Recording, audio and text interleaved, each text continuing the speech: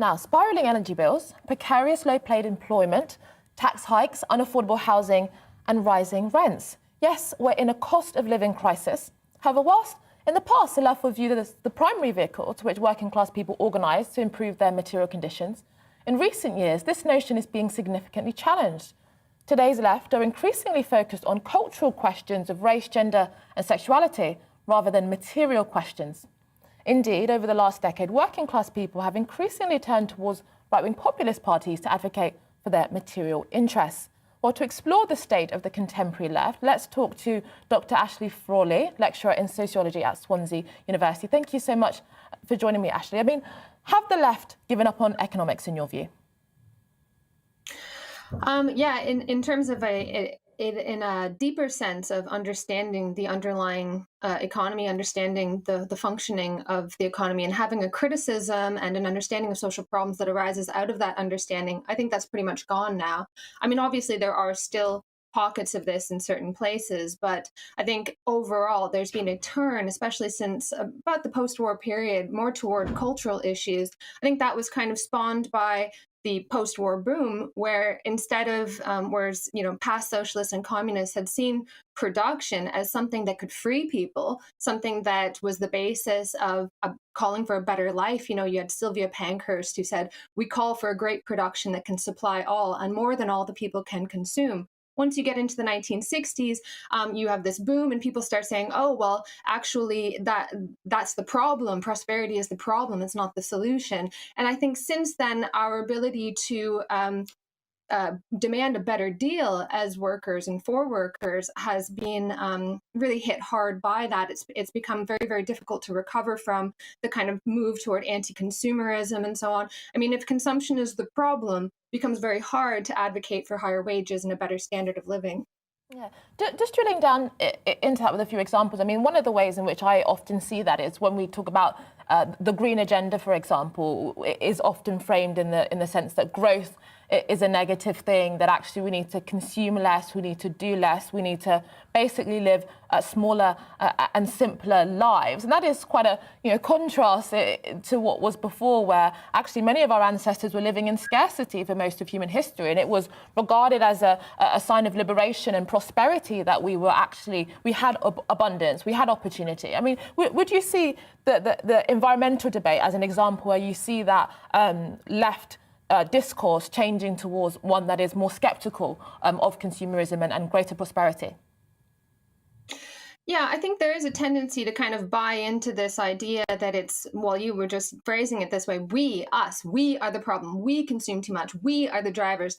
I mean, that comes from a kind of economics that was designed to put down the working class and stop the working class from having a say over the economy, from demanding a better deal for themselves. It was sort of like, oh no, human beings can't possibly do that. Human beings can't possibly have a say over the economy. It's all very, very difficult. Leave it up to us. And so we have this idea where it's like, we human beings are just so bad and so terrible. How could we possibly, have a better world? Look, it's all our fault. We've demanded too much. We consume too much. When actually we can create a world as human beings using our ingenuity, using technology that is much, much more prosperous, much better, and much more sustainable. We can do that. Unfortunately, we're not able to do that directly just yet. We are able to do things so long as they're profitable. So long as fossil fuels remain very, very profitable, then it becomes very difficult to develop in a sustainable way. But it's not impossible. And this whole discourse of blaming us, not only is it incorrect, it again impacts on our ability to demand more and a better deal and a better life. We need to have a deeper understanding of the economy instead of just blaming humanity. It's anti-human, and it makes it very difficult, as I said, to push for a better deal. It's interesting, actually, because I've always been quite a optimistic person and someone that thinks about how we go beyond our current society and questioning those who may see kind of capitalism as the kind of pinnacle of human economic organization. But it is really difficult, I think, even for myself and ordinary people to feel that sense of human possibility within our current social and economic context. As I mentioned, precarious, low-paid employment, we're atomized. Everything is increasingly mediated through social media and barriers, to which that sense of solidarity, that sense of organising doesn't really seem to be as easier to do as perhaps there previously was. So I guess my question is, do you understand that there are certain current social conditions which make that sense of political possibility much more difficult? Oh yeah, I mean, absolutely. Especially, I mean, even just the pandemic, where we've all been just driven apart, it makes it much more difficult to share your disappointments with your colleagues and to organize and so on. I think, yeah, we're as we become more and more atomized, as we're encouraged to just be at each other's throats all the time about you said this, and and also the whole left wing movement has really been undermined by this idea that it is progressive to try to get someone fired for what they say, because we all know how Karl Marx was, workers of the world unite, except for the ones with dodgy ideas. I mean, what do you think was in workers' heads in the 19th century? Like, it wasn't all progressive stuff, things that we would think of as progressive today. I mean, that was all beside the point. So now I think, yeah, there's this general impression that the left is the enemy, as opposed to someone who's going to fight for your interests.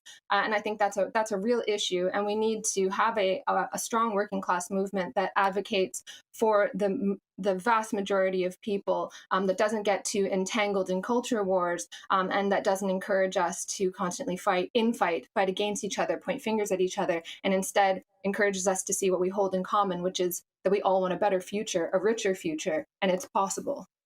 And finally, Ashley, I mean, what do you think is the best vehicle for working class people to organise for their material interests? I think in the introduction, I talked about how, for example, many right-wing populist parties have benefited from the disillusionment with the possibility of realising a better society and people looking elsewhere. And so it does seem quite difficult to know how to and what vehicle is the best way to organise as a working class person today. What do you think? I still think that you need to organize as workers for your interests in the workplace. But I also think that I've come to this point in my thinking where I honestly don't care if you split the vote. But we need to have a party that stands up for working people, that cuts through the nonsense, and that fights for what unites us, as I said, rather than what separates us, and that is interested in making sure that we have better wages, not just constantly lobbying the government for better welfare, although that's important. We also need to make sure that that we are having a productive society, that we are actually producing useful things that give people useful and meaningful work. I think having that kind of party that would actually represent the vast majority of people, I think there's a gaping hole of politics that's just begging to be filled. I think a lot of people vote Tory kind of holding their noses, but that because they don't see Labour as representing them anymore. I think just having that kind of party would just even if we may not win, would push things forward by leaps and bounds just by having that voice that's missing in politics at the moment. Well, really interesting. Thank you, Dr. Ashley Frawley, lecturer in sociology at Swansea University. Thank you for your time.